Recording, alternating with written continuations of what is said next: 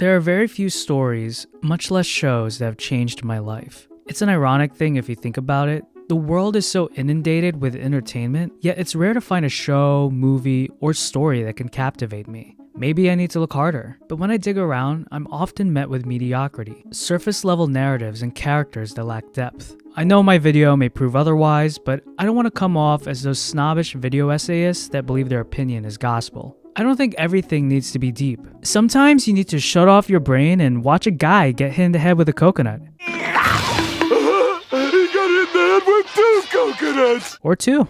The real issue for me is that it seems like there's a drought of meaningful entertainment. That's why I often look to the past and try to uncover some hidden gems that I was previously unaware of. What's worse is when you find a show that tries to be deep, but fails miserably at trying to convey it. A good story makes me ask questions about the world around me and myself. A good show lets the audience engage with these questions, and by the end offers an interesting or new perspective on life. This is what Vinland Saga did for me. This is how Vinland Saga changed my life. On the surface, Vinland Saga may look like another run-of-the-mill shonen, but it's far from it. I know some of you may be racing to the comments section right now and may rebut with, Actually, it's a seinen. Okay, I know, just chill out, please. Vinland looks at the traditional anime formula of a good guy beating up a bad guy and asks the question, why? Why do we have to fight? Is there another way of resolving this kind of conflict? And according to mangaka Makoto Yukimura, there is another way. Pacifism. I wrestle with the idea of pacifism, and so does the anime's main character, Thorfinn. In a broad sense, to be a pacifist means to solve a problem without violence, even if the problem's dangerous and threatening other people's lives. And this is really hard to pull off.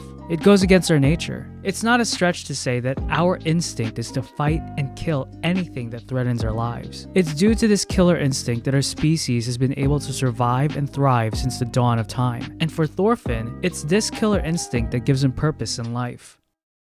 Thorfinn lives in the age of Vikings, a brutal period where might makes right, and a person's ability to exercise this grants him respect, honor, and prestige. To show you the extent of how important fighting was to this culture and people, they literally had an afterlife dedicated to the fallen soldiers who fought admirably in battle. You've probably heard of it before. This realm is called Valhalla, where you get to drink and eat and fight each other forever. That sounds fun. I do want to put a disclaimer that, based on my limited research on Google, it's contested by historians on how violent the Vikings actually were. As more information has surfaced, we realize that fighting is just one small aspect of Viking culture, and the violence that's often associated with Vikings isn't too different from how other European territories acted. Basically, everyone in Europe during the Middle Ages was killing each other in their own special sadistic way.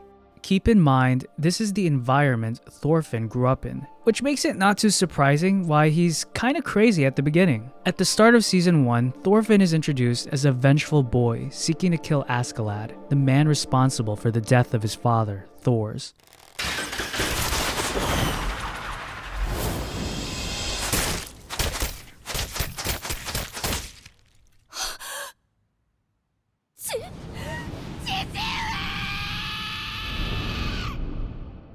Thorfinn at this point in his life had only one goal in mind: retribution. For years, he would strive to bring honor to his father's name by winning a duel against Askeladd. But in the twist of events, Thorfinn will never get the chance to fulfill his vengeance. Askeladd dies at the hands of another, Prince Canute.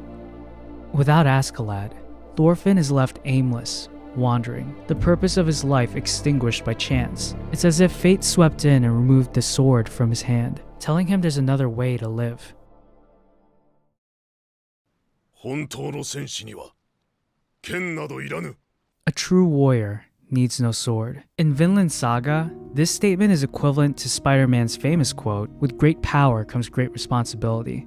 According to Thors, killing another human being is never an option. To him, this choice is true strength, a path worth following. Ironically, this path of peace is quite dangerous to walk on. Let's just think about this. What happens if you're unarmed? Being unarmed in a violent world is dangerous. You're vulnerable. You and your loved ones can get hurt, or worse, killed. What does a person need to do to continue walking this path? They need to be strong. Many truths in life are paradoxical, and Thor's philosophy is no exception. To live in a world without violence, we need to learn how to be violent. To live in a world without killing, we need to learn how to kill. And not just learn these skills, but master them. Why? Well, how can we stand against something we don't understand? Thors is considered to be the strongest warrior in Vinland Saga. His pacifism isn't just some naive wish, but comes from a deep understanding of the harsh reality of violence. He realizes the senselessness of war and chooses to live a life that breaks his cycle of brutality. Thors comes to the understanding that his actions have consequences. Violence and hatred don't exist nebulously. They're always directed towards something, and in most cases, they're directed toward people. よく聞け、トルフィン。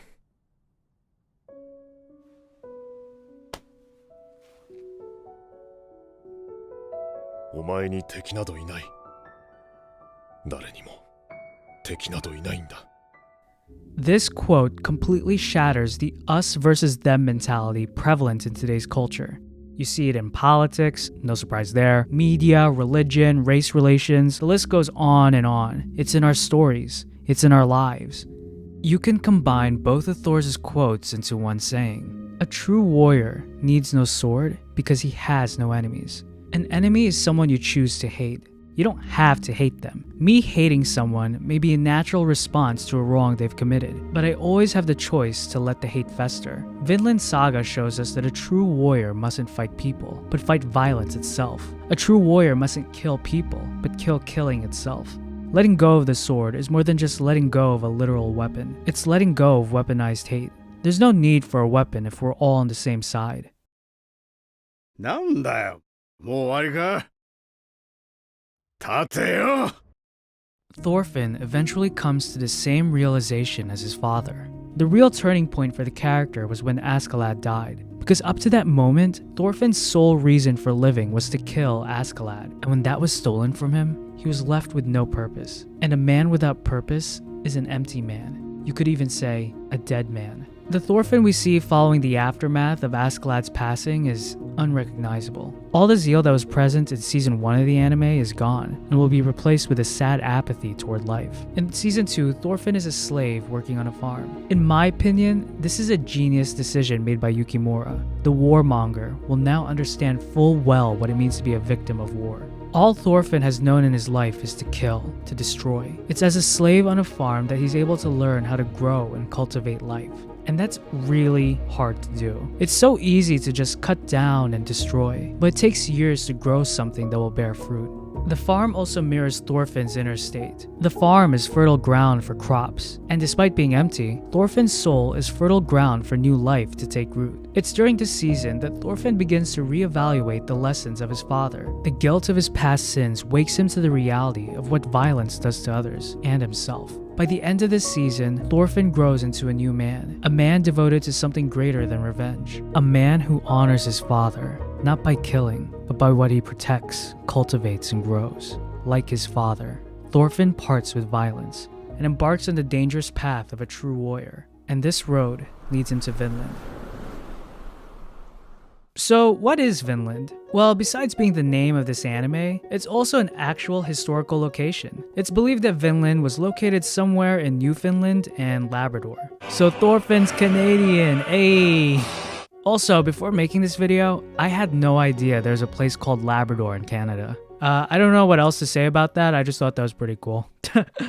In the anime, Vinland is more than just another country. Vinland represents freedom. Vinland is a new beginning. Vinland is the destination for those who take the path of a true warrior. Throughout the anime and manga, we see people pining for a better world. Thorfinn hears these longings, hears it in himself, and decides to create a land where men are free and the flames of war cannot reach. So where does this leave you and me? Vinland Saga asks us a series of questions that we must answer in our lives. What is the sword you need to let go of? What will it be like to live a life seeing others not as enemies, but as allies? What journey do you need to embark on? How will you create your own Vinland?